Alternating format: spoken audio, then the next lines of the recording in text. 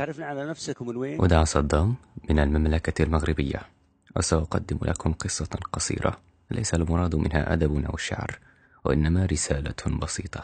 الله، بسم الله، تفضل. كان ويا مكان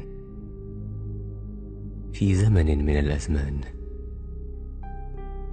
إخوة يعيشون في دار واحدة يجمعهم كل حب ووئام، يخافون على بعضهم البعض، يناصرون بعضهم البعض، يفخرون ببعضهم البعض، يكملون بعضهم البعض.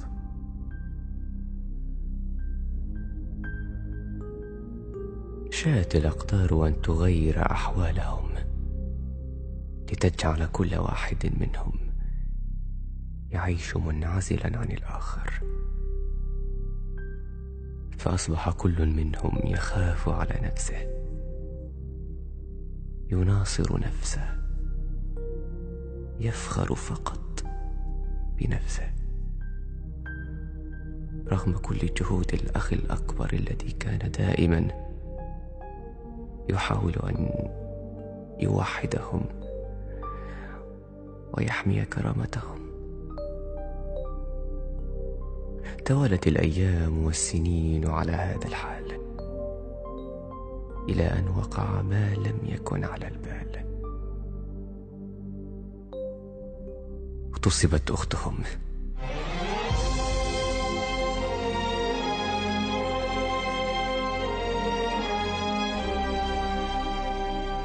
اغتصبت أختهم أمام أعينهم، وهم يتلذذون بعذابها ولا يحركون ساكنا لمساعدتها. لكن الأخ الأكبر ثار وانتفض للدفاع عن أخته وحمايتها. هنا تحرك الإخوة،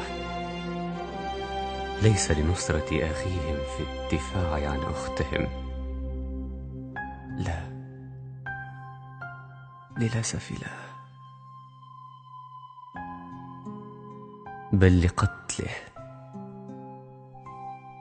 لقتله لأنه كان يحاول أن يحفظ ماء وجههم،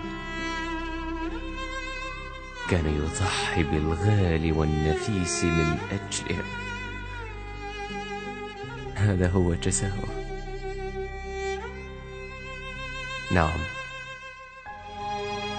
نعم، قتل العراق، نعم، اغتصبت فلسطين.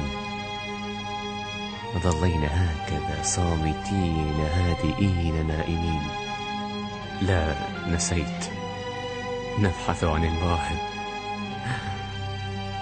أمة مصائب تبحث عن مواهب.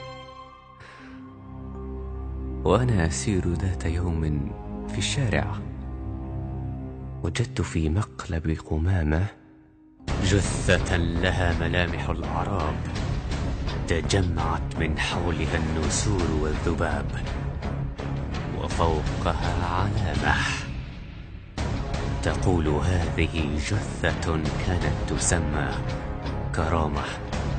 يا أمة الكرامة،